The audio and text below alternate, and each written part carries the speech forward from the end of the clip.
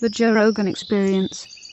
And it's kind of when people come up to me and they say, they're young, smart kids that have been interns in my office. I want to run, I want to be part of government. And I say, go out and have a career first, work somewhere. I worked as a physician for about 20 years before I ended up running. And really, you have to have a real career because politics, one, isn't that great a career.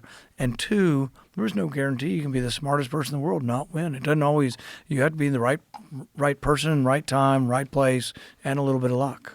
Yeah, and, it's like, how can someone effectively govern if you haven't experienced life outside of the government? It just doesn't seem even rational that you could be a person that would be a good representation of all these hardworking people if you've never actually had a job. It just seems weird. Yeah, that's why people thought one of the Bushes was out of touch. I think it was the elder Bush when he went to the grocery store and he didn't know what a scanner was. He'd never seen groceries scanned because he'd never been in a grocery store. That's funny. But what is it like being – how – it's got to be incredibly frustrating, but it's also got to be bizarre. Yeah, and I'll give you an example of what I think is bizarre. So we've been blowing up these people in boats off the coast of Venezuela. They're accused of running drugs, but nobody knows their names and nobody's put up any evidence. When we had them September 2nd, two of them were still clinging to the wreckage. They're shipwrecked. They blew them up. And so what I think is bizarre is I hear mostly my Republican colleagues say, well, we shouldn't have to. How do we know they're not armed? And it's like, but there's this thing called presumption of innocence. They say it doesn't apply. Well, it actually always has applied on the oceans. We've had drug interdiction, but we have always stopped boats and asked to search them. If they flee or shoot at the Coast Guard, they will get shot and blown up, but it's usually an escalatory sort of steps. We know that when the Coast Guard boards vessels off of Miami and off of California, 1 in 4 of the boats they board don't have any drugs on them. So I look at my colleagues who say they're pro-life and they value God's inspiration in life, but they don't give a shit about these people in the boats. And are they terrible people in boats? I don't know. They're probably poor people in Venezuela and Colombia. And really, they say, well, we're at war with them. They're committing war by bringing drugs into America. They're not even coming here. They're going to these islands in the south part of the Caribbean, the cocaine, and it's not fentanyl at all. The cocaine's going to Europe. Those little boats can't get here. No one's even asked this common question. Those boats have these 4 engines on them. They're outboard boats.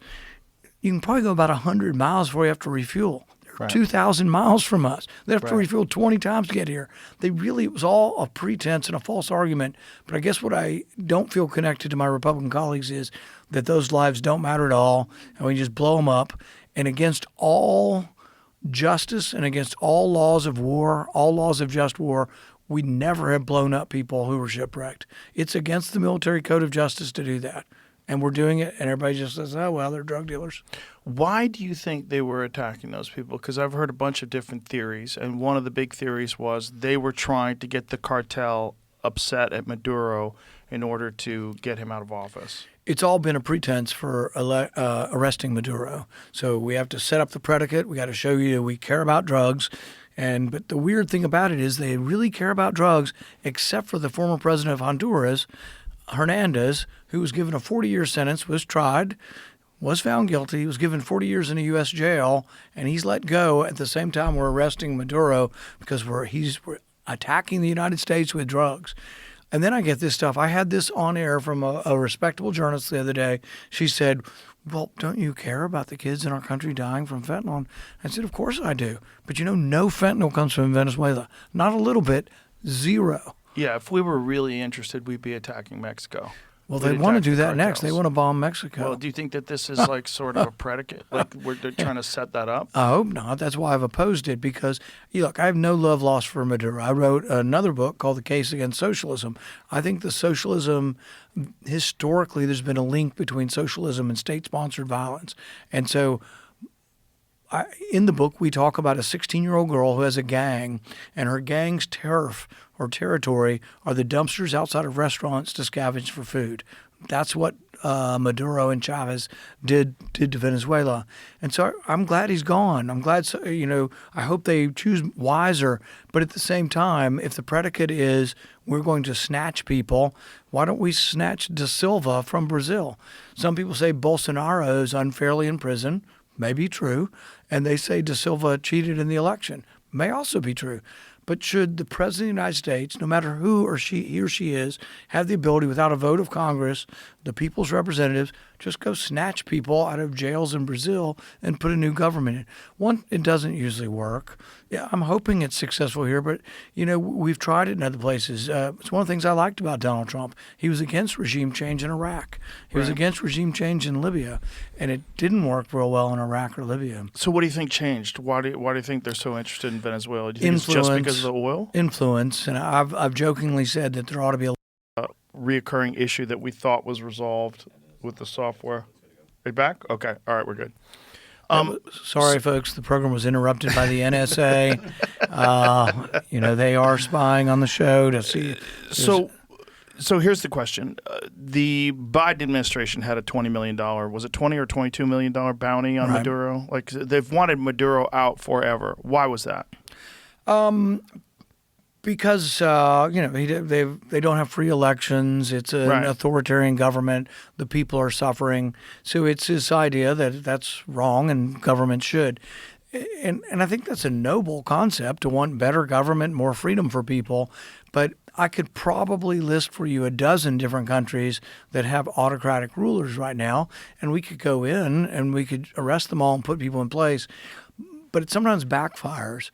For example, I think there's a good feeling towards America from a lot of Venezuelans right now that are happy that Maduro's gone. But ask them again in 6 months if we're still controlling their oil and we're doling out a little bit of money, but the money's not going to the people, it's going to the socialist government. So you realize we've traded one socialist for another. Right. Maduro's gone, but his second in charge, who was elected with him and holds all of his beliefs, is there.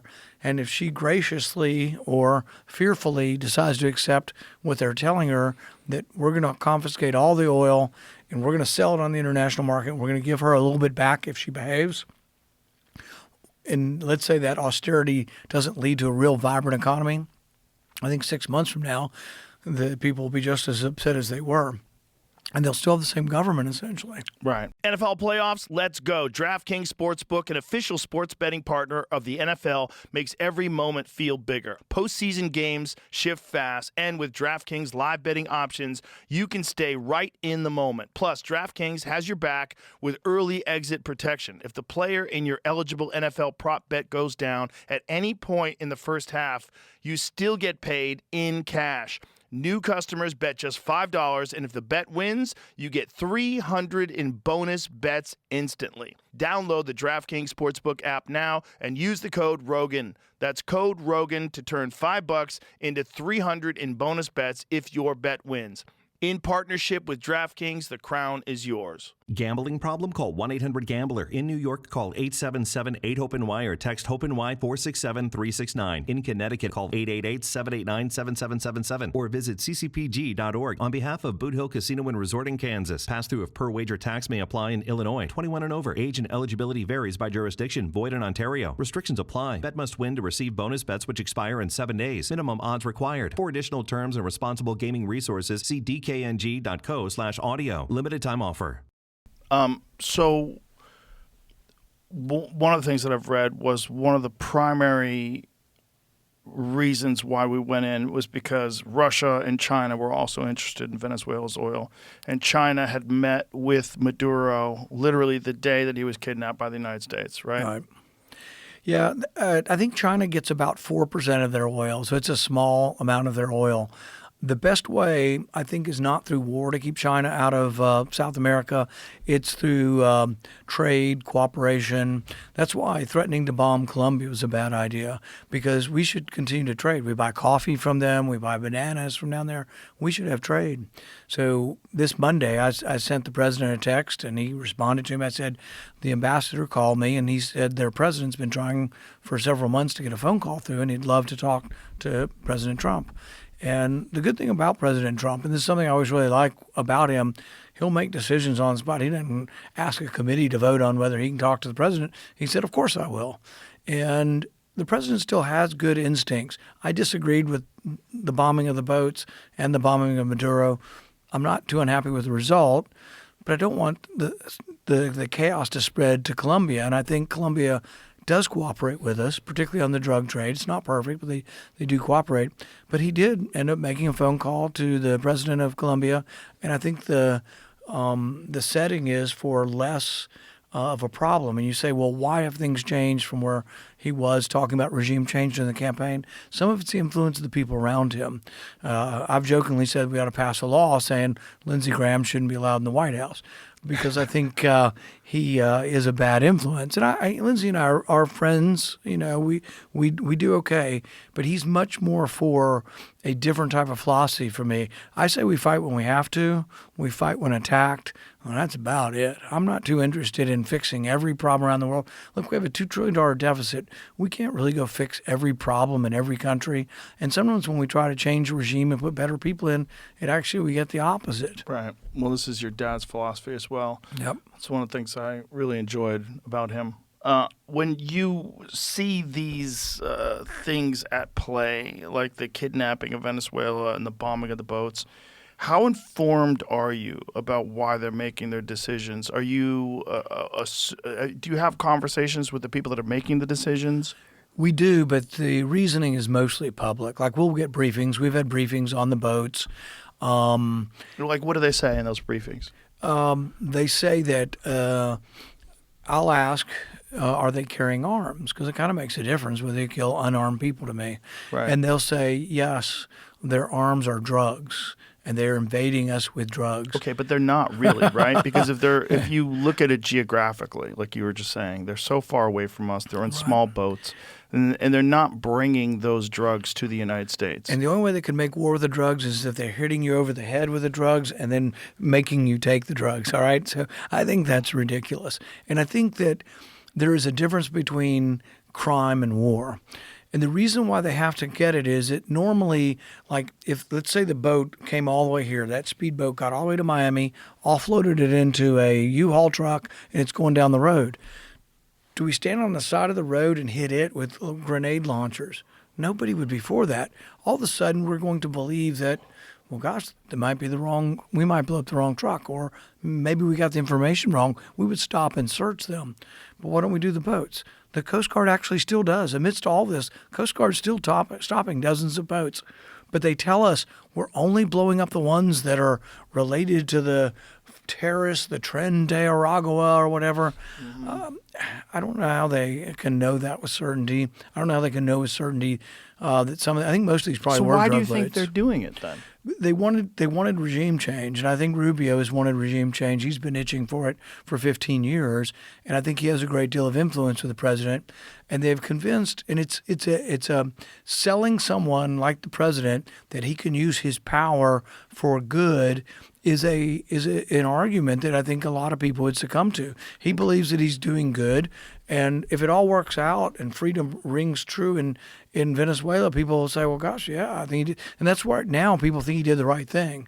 I think people don't know yet what's going to happen, whether or not people are going to be happy keeping the same socialist government, whether they'll have a free election and somebody else will win, isn't known yet. But I do think that while he's done that, and it seems to have worked, it's my job and others to say that really invading Greenland's not a reasonable thing. Invading Cuba, invading Colombia, that there has to be pushback. But I get a lot of flack. I mean, there are people that rally behind the president that are telling me I need to pipe down, that I need to be quiet. So the threats. Who tells you that? Well, a lot of the mob, the internet mob is angry. Internet is angry. Yeah, you can't read that. Yeah, you can't. But you got to be a little bit wary also. But I mean, there is a thought, and I don't think it's good for government though. I also don't even think it's good for the president, who I largely like on a lot of issues. It's not good for him to have no critics, for people to be afraid to criticize him. I agree. So is the argument that they want regime change that these cartels are working with Maduro? And that's why we blow them up? That's sort of the argument, but I don't think the cartels and the drugs are really important. It's about regime change because Okay, but if it's about regime change, why blow up the drug boats? because they need a drug predicate. They want to say this isn't war. It is kind of war, and we're going to take people as if it's war, but it's not really war. It was an arrest warrant. And they've actually persuaded some otherwise good people in my caucus to say, well, normally I would be against bombing another nation's capital and removing the leader. Oh, but he was indicted for the indictment. Most people don't know this. Part of the indictment is for drugs, but he's breaking a U.S. law. How do we indict foreigners in their country? They haven't broken a law in our country for breaking a law. But other than drugs, they've also indicted Maduro for possessing or conspiring to possess machine guns. And it's like, what leader in the world doesn't have security guards with machine guns? We have machine guns. Wait a minute. Did Maduro personally have illegal machine guns? And illegal how? Is it illegal internationally? Like, what does that mean? It means absolutely nothing. But that's crazy. That means completely insane. how many people in Texas have machine guns? You could legally have them here. I used to go to the Machine Gun Fest, and it was a machine gun shootout. They'd have a line of 50 machine guns, and you have to have a special permit to get them, but you can get them. And but the thing is what's ridiculous about it is our leaders, our soldiers have machine guns. Every country that has soldiers and security forces has machine guns, but to indict him, but that's then their argument is it's okay to blow up Caracas. It's okay to do something that looks like a war, but it's not a war because it was just an arrest warrant. It's a game. It's gamesmanship for people who might succumb to I think a silly argument.